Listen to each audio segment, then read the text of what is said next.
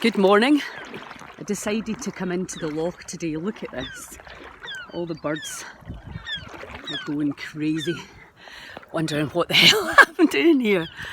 Oh, I just took a notion to get into salt water instead of the canal.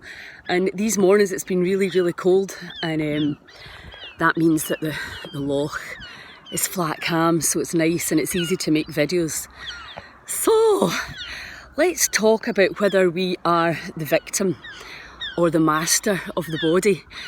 The work of Joe Dispenza, as you know, that I am absolutely obsessed about, and Greg Braden, Bruce Lipton, Sondra Barrett, about each cell, how the phenomenal intelligence inside each one of our cells, the incredible power of the brain and its different areas for certain things, and of course the heart.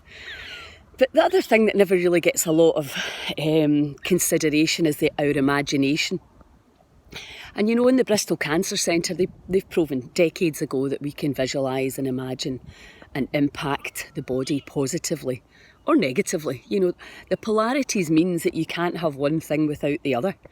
And that again brings us to the law of unintended consequences. You know, if we, you know, I was in the airport in Arizona, in Phoenix, and I was walking past this shoe shine guy and my boots were covered in red mud. And he's like, you need your boots polished. And I said, well, I've only got $7 left. I was getting on a flight. And he said, well, I'll do them for you. So he's like, where are you from? I said, Scotland. And he said, I heard a rumour about Scotland. And I was like, yeah, what was that? He said, I heard that if you get pregnant, they give you a house. And I was like, that's actually not a rumour, that's true. And he was like, they just give you a house? And I said, well, yeah, they give you a house. I said, he says, and for how long for? And I said, well, you know, for forever, really. He's like, forever? I'm moving to Scotland. And it got me thinking, you know, I mean, I'm proud of the way we look after our people, but what can happen is that we put in a law or a system to protect the vulnerable, and then people abuse it, or for want of a better word, use it.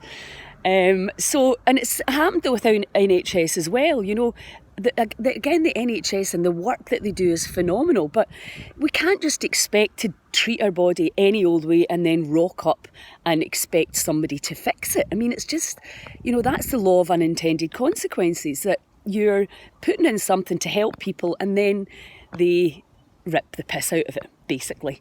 And it's in our justice system. You know, we're wanting to phone the police for stuff that was never really the police were never meant to be dealing with, because we've given our power away, and we're expecting other people to fix all our problems, which is basically this: I'm a victim and I need the state, I need to listen to what the politicians are going to say before I can make solid and sensible decisions for myself.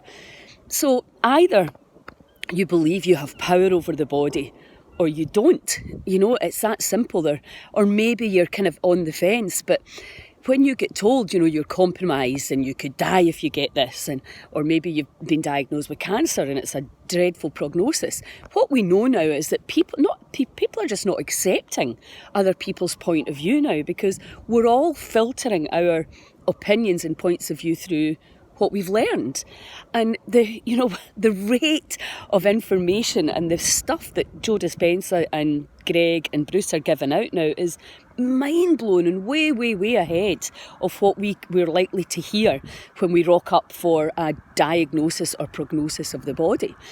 And now, if you and this is not any kind of dig at the professionals who do a phenomenal job. And I know when my mum was dying, Dr. Phillips came in and he was like, the biggest warm security blanket I've ever felt. He's so experienced and so amazing. But so it's not about that. We've got brilliant services around here, but it's just about the new information that's coming out that's really hopeful and positive, but shifts the responsibility from out there to in here. And you may not want to take that responsibility. And that's really what the community was about last year. It was like, I understand that changing understand the neuroscience of change and neuroplasticity. It takes time, it takes patience, and it usually takes support, a lot of support. That's why I created the community, to help people through change, practice, repetition on a daily basis until the body got the new information and would then respond to that new information instead of the same old, same old. It's not rocket science. We know, we've got the science, solid science to prove that when we think, speak, feel, believe, perceive differently, the body responds to it. We know that. But because we are tribal, we tend to end up doing what everybody else is doing. Good, bad and indifferent. So this new paradigm, and certainly the Heal Scotland movement, is not about what you can get from others. It's about what you can do for yourself and what you can do for others. We are here. You imagine you get up to the pearly gates and you're getting your life review, which I truly believe we get.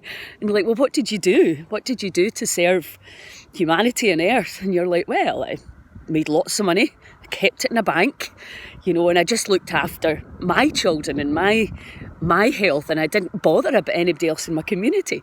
If you pan back and look at it, like, what are we doing here? What are we here for? We're here for each other. We're not here for ourselves. Yes, you have to look after yourselves. Of course, I'm not saying that. But we're here to look after our communities. And that can be your family community and your wider community. We need to look after each other. I think that goes without saying. And that's what we have to start doing. This new politics, which is divide and conquer. It's so divisive and people are going into different camps. We can't do that. We have to stand together. It is our human duty, reason for being. We have to look after each other. So be kind, spread the love, use that amazing heart of yours, and have an awesome day. Ciao.